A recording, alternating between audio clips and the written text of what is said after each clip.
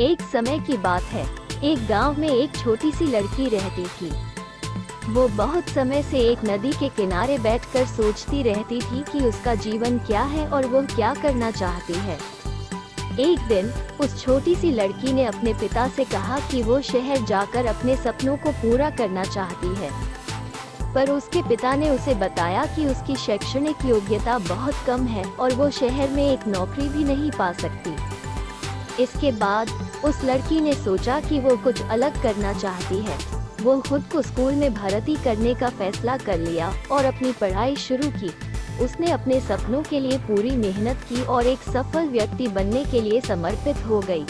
एक दिन उसने अपने गांव में एक समूह के साथ जाकर एक विशाल नदी पार की। जब उसने नदी के पार कर लिया तो उसने देखा कि उसके आसपास बहुत सारे लोग थे जो उसे प्रशंसा कर रहे थे। उसे अपने सफलता का एहसास हुआ और वह जान गई कि सफलता के पीछे के सफर में उस लड़की ने अपनी सफलता का जश्न मनाया और अपने सपनों को और ऊंचाई तक पहुंचाने का संकल्प किया। वो अपनी पढ़ाई जारी रखती रही और अपनी योग्यता में सुधार करती रही। एक दिन एक बड़ी कंपनी में उसे नौकरी का मौका मिला। वो उस मौके का सही इस्तेमाल करते हुए अपनी क्षमता को साबित करने में सफल रही और कंपनी के सबसे उच्च पदों में से एक पर पहुंच गई। उस छोटी सी लड़की ने अपने सपनों को पूरा करने के लिए सफलता के लिए मेहनत की और अपनी क्षमता को सुधारने का प्रयास किया।